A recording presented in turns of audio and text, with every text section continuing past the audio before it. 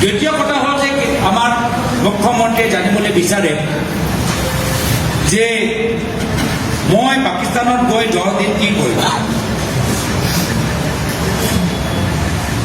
মইতো এইখিনি কথা আগতেও কৈছোঁ কি মোৰ পৰিবাৰে প্ৰায় 1 বছৰ পাকিস্তানত কাম কৰিছিল।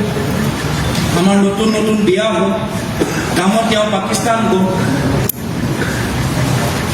মই তেখেতৰ লগত যাব নোৱাৰোঁ নেকি? মই অকলে যাবলৈ দিম? মই তেখেতৰ লগত গৈছোঁ চাবলৈ, কেনেদৰে আছিলা, ক'ত গৈছিলা, কেনেদৰে থাকিলা। অকলে এজন বাহিৰৰ পৰা, ইউৰোপৰ পৰা অহা, UK পৰা অহা, পাকিস্তান যেনেকুৱা দেশত কেনেদৰে তুমি 1 বছৰ কাটিলা ময়ো জানিবলৈ বিচাৰোঁ। ক'ত থাকিলা, ক'ত তোমাৰ বজাৰ, ক'ত তোমাৰ পাৰ, ক'ত তুমি দোকান কৰা, দোকানৰ পৰা বস্তুখিনি কিনা।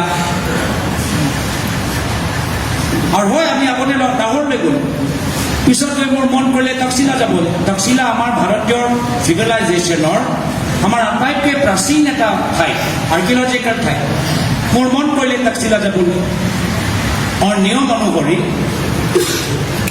আমি যদি বেলেগ ঠাইলৈ যাবলৈ বিচাৰোঁ, সেইটো এটা নিয়ম দেই, যে পাকিস্তানৰ পৰা কোনোবা ইয়াত আহিলে বা ইয়াৰ পৰা যদি কোনোবা পাকিস্তানলৈ গ'লে ক'ত ক'ত যাবা তুমি আগতে কৈ দিব লাগিব।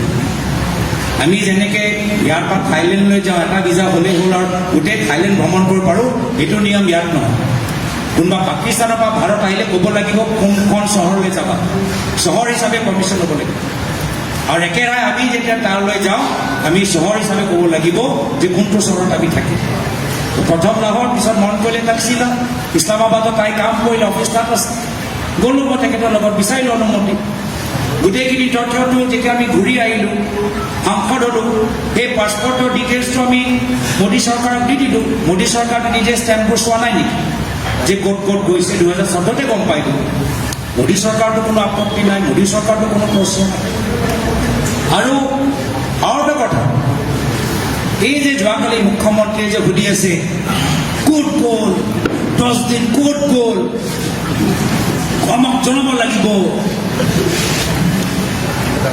আপুনি বুজি পাওক ইমান চিৰিয়াছ SIT-য়ে এবাৰো মোৰ ওচৰত আহি এই প্ৰশ্নটো নুসুধিলে।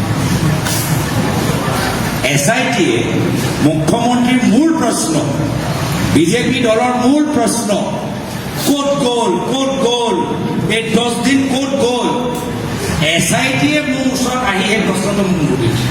মইতো জবাব দিবলৈ ৰেডি আছিলোঁ। এই প্ৰশ্নটো SIT মোৰ ওচৰত আহি নুসুধিলে কিয়?